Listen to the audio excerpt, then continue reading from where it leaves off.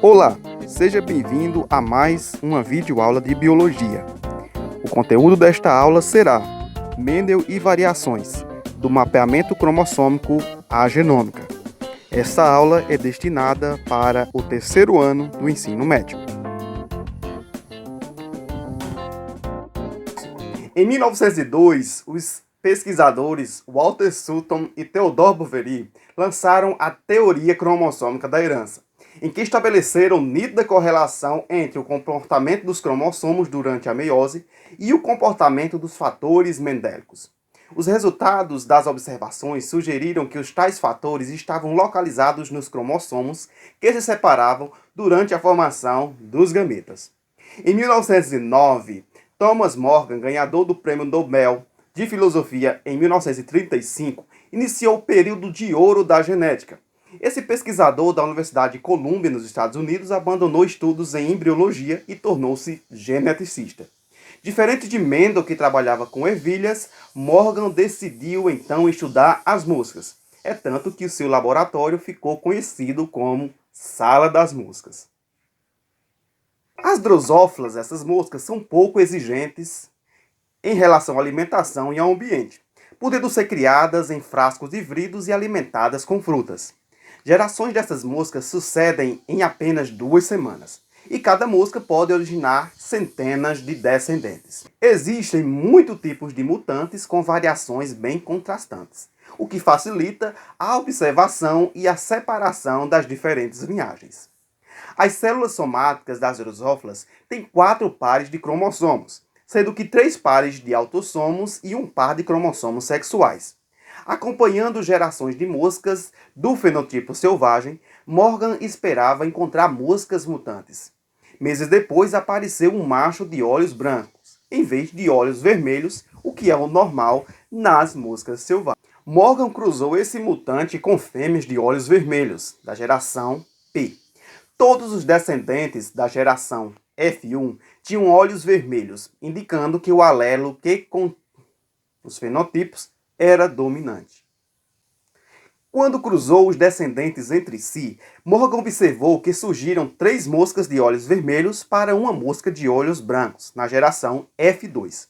Curiosamente, todas as moscas de olhos brancos da geração F2 eram machos.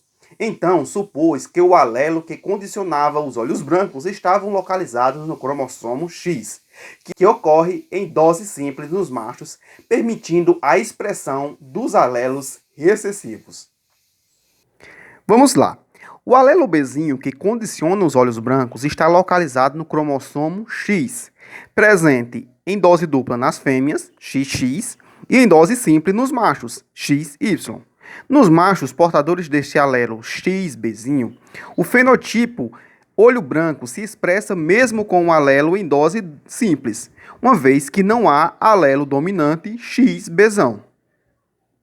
Essa foi então a primeira descoberta da localização de um gene, confirmando a hipótese de Sutton e Boveri que as drosófilas só têm 4 pares de cromossomos homólogos, mas centenas de características. Tornou-se óbvio para Morgan que os genes estavam enfileirados em um mesmo cromossomo. A posição que os genes ocupam nos cromossomos interfere em seu comportamento durante a meiose. Na anáfase, quando ocorre a separação dos cromossomos homólogos, os alelos localizados em um par de cromossomos homólogos podem separar-se independentemente dos alelos localizados em outro par. Porém, quando os alelos estão em um mesmo cromossomo, tendem a permanecer unidos e seguir juntos com a mesma célula filha, o que significa que não obedecem à segregação independente, expressa na segunda lei de Mendel. Entre elas, existe a ligação gênica, que é a ligação fatorial ou linkagem. Entre as moscas mutantes, Morgan encontrou algumas de corpo preto e asas muito curtas. Quando essas moscas eram cruzadas com moscas homozigóticas selvagens, que são corpo cinza e asas normais, todas as moscas da geração F1 eram também normais, mostrando que os fenotipos de mutantes eram condicionados por alelos recessivos. Quando recruzava as moscas da geração F1 com genotipos mutantes, Morgan obtinha resultados diferentes da segunda lei de Mendel.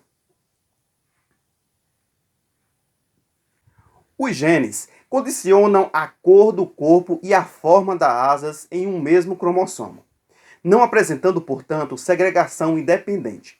Os indivíduos que repetem os fenotipos dos genitores são do tipo parental.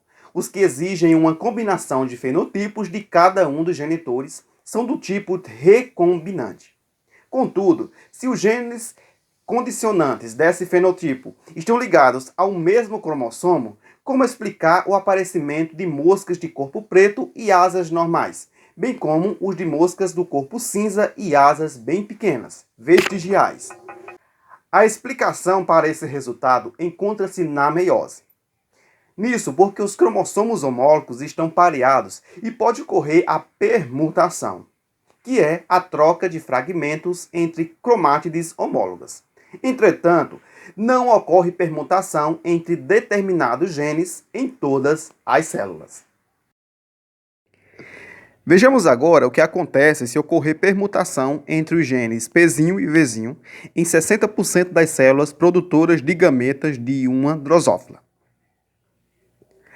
As células em que ocorre permutação entre os pares de alelos Pzão e Pzinho e Vzão e Vzinho originam 4 tipos de gametas: Pzão Vzão, Pzão Vzinho, Pzinho Vzão e Pzinho Vzinho. As células em que não ocorre permutação foram dos tipos Pzão Vzão e Pzinho Vzinho. Os gametas Pzão Vzão e Pzão Vzinho, formando mesmo que não ocorram a permutação, repetem a ligação gênica existente nos cromossomos dos indivíduos gerador e surgem em maior proporção, sendo chamados de gametas parentais. Os gametas Pzão Vzinho e Pzinho Vzão, que refletem a ocorrência da permutação, são gametas recombinantes, ocorrendo em menor proporção.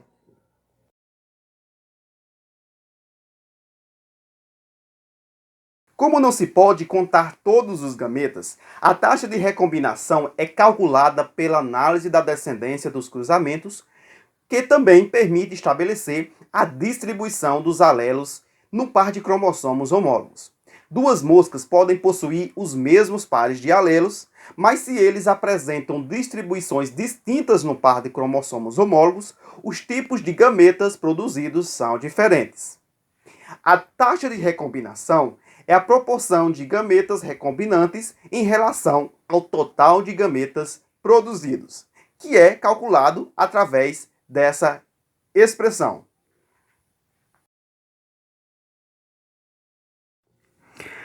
A taxa de recombinação entre dois genes ligados é proporcional à distância entre eles no cromossomo.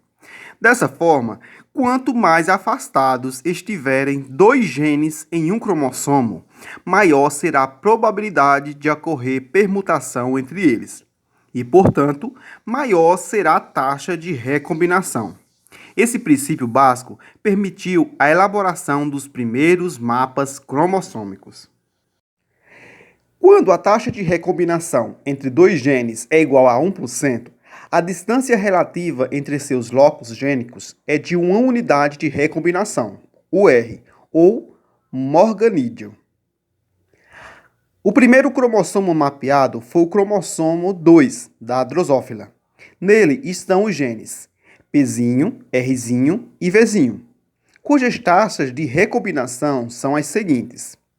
Entre Pzinho e Vzinho é igual a 17%. Entre Pzinho e Rzinho, 9%. E entre Rzinho e Vzinho, 8%.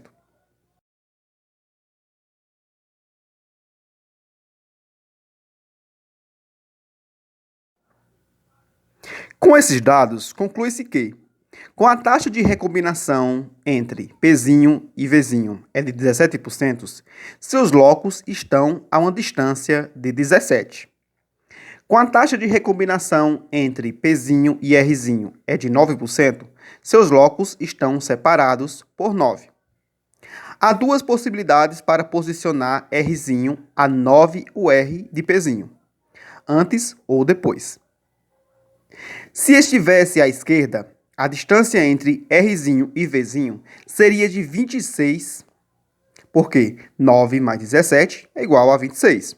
Entretanto, como a taxa de recombinação entre Rzinho e Vzinho é de 8%, Rzinho deve estar à direita de Pzinho, a uma distância de 8 UR.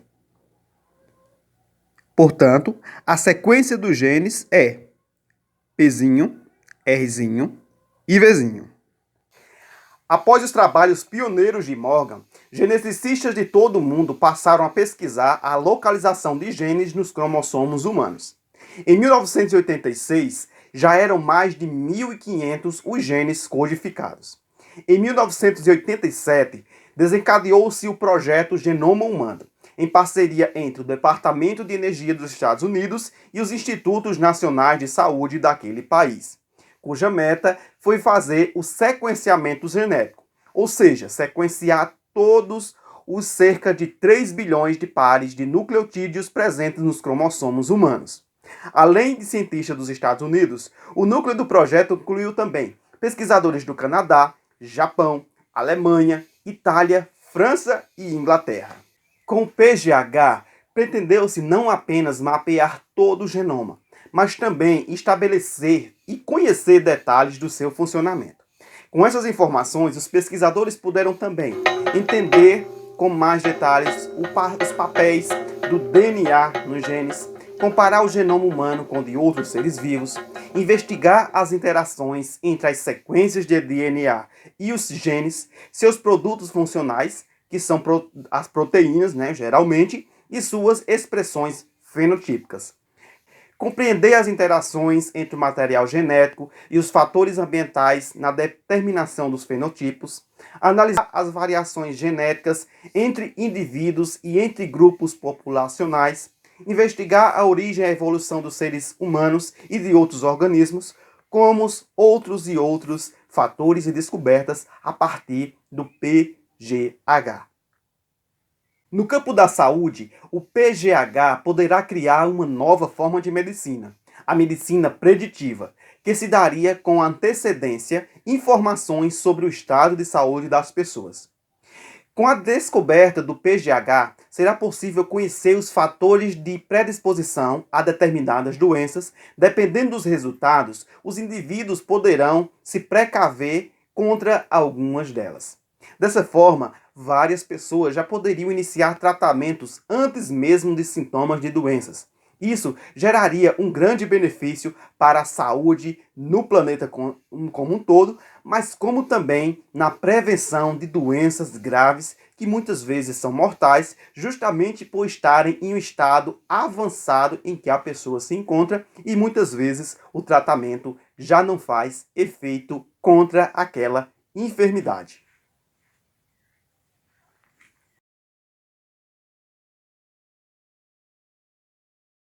A genômica aqui no Brasil. Com mais de 30 laboratórios e cerca de 200 pesquisadores em 4 diferentes projetos, um laboratório virtual foi montado com base em uma rede na internet. E por meio dele, universidades e centros de todo o país se comunicam permanentemente.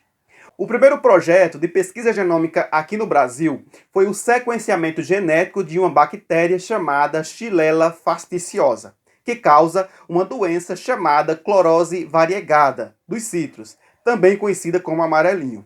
Essa doença atinge principalmente as laranjas, como você está vendo nessa imagem aqui do lado.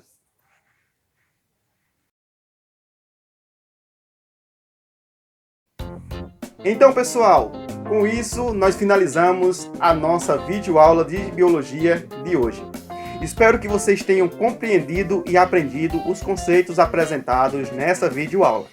Mas é sempre importante ler o seu material didático e fazer as atividades ao fim dele, tá ok? Então, eu vou ficando por aqui. Até a nossa próxima videoaula e tchau, pessoal!